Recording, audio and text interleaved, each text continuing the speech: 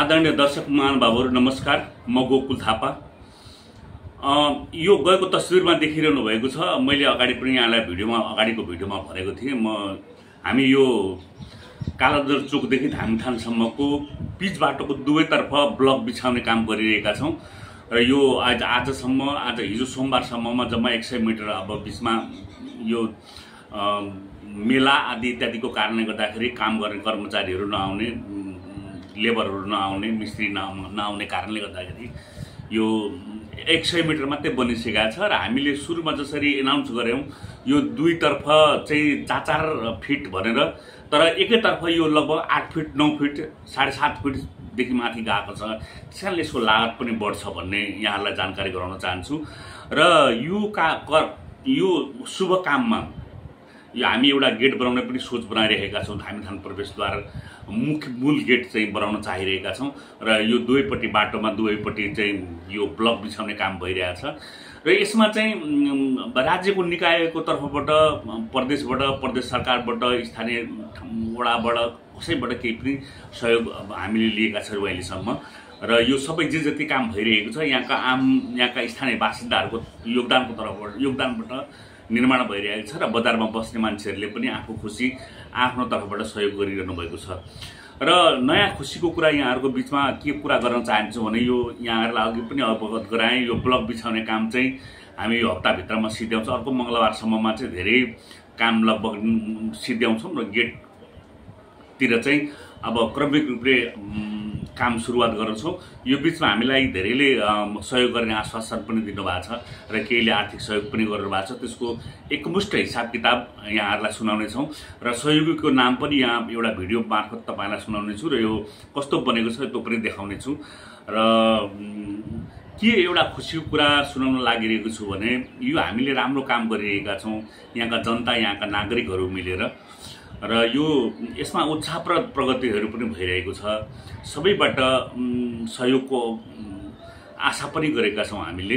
आम नागरिकहरूको लागि अपिल पनि छ, तपाईं जो यो धामीथानसम्म जाने बाटो सफासुग्घर होस्, दुईपट्टि बल्ब लाइट होस् र राम्रो गेट बनोस् भन्ने कामना गर्नुहुन्छ। उहाँहरूलाई सहयोग पनि गरिदिनु हुन योबाट फेरि दोस्रो पटक अपिल गर्न चाहन्छु।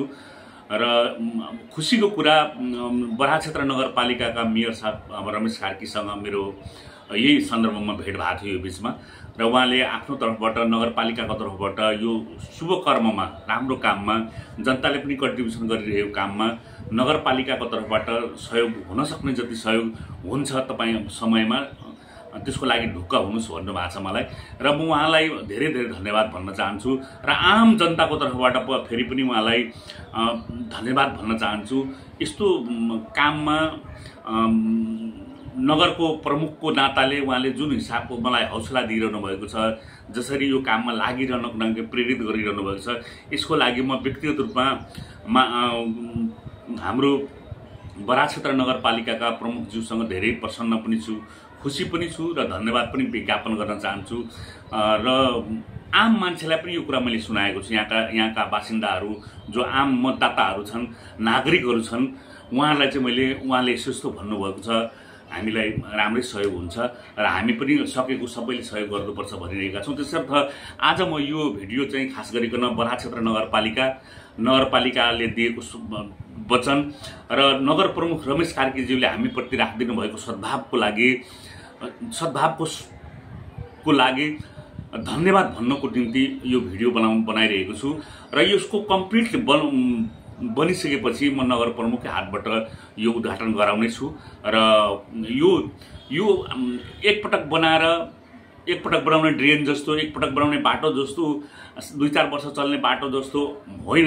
यो युगसम्म रहने एउटा धेरै राम्रो सामाजिक काम पनि हो र पूर्वाधारको विकास पनि हो यो, र यो ठाउँको पर्यटन, यो ठाउँको धार्मिक प्रवर्धन गर्ने कुरा पनि महत्त्वपूर्ण कुरा भएको कारणले गर्दाखेरि नगर प्रमुखज्यूलाई यसमा सहयोग गर्न भनेको छु र त्यो अनुसार चाहिँ उहाँले मलाई भन्नु पनि भएको छ, सहयोग गर्ने वाचा पनि गर्नुभएको छ।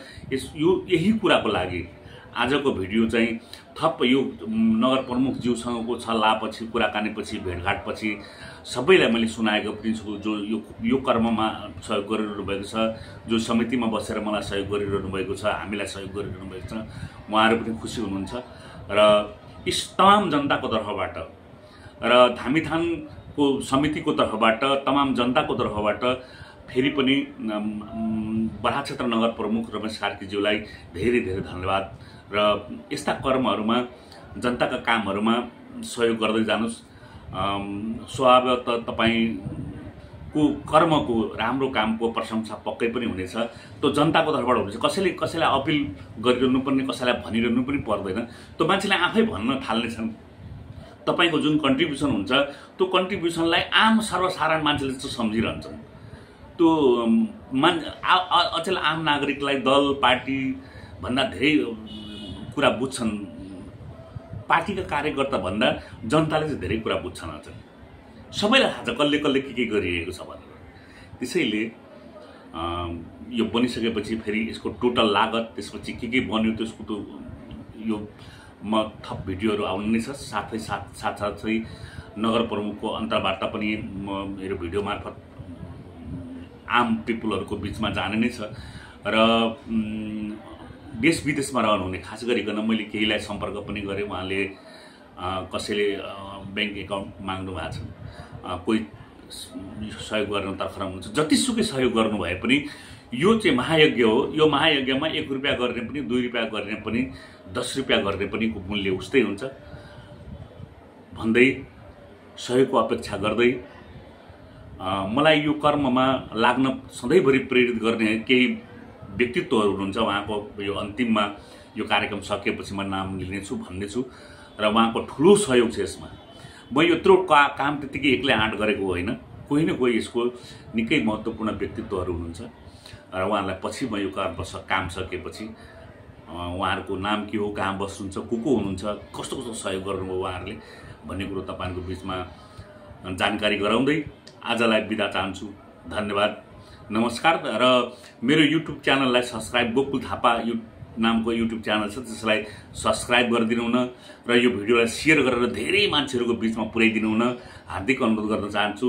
र यस्तै सामाजिक कामहरूको थुप्रै रिजल्टहरू आइरहेका छन्। मैले पनि उतो गरेको, अग्रसर भएर गरेको सामाजिक सेवाहरूको त भिडियो बनाउन सकिरहेको छैन र केही भाइहरूको उपचार भइरहेको छ अस्पतालमा, केही सामानहरू उपलब्ध भएका छन्, अपाङ्ग भएका मान्छेहरूलाई केही अन्य विकास निर्माणमा केही पैसाहरू उपलब्ध भइरहेका छन् र जुन कुरा मैले तपाईँहरूको बिचमा पुर्याउन सकिरहेको छुइनँ र छिट्टै यो काम सकेपछि पुर्याउने नै छु। हवस् त, धन्यवाद। सब्सक्राइब, लाइक र कमेन्टको अपेक्षा गर्दै बिदा चाहन्छु। धन्यवाद।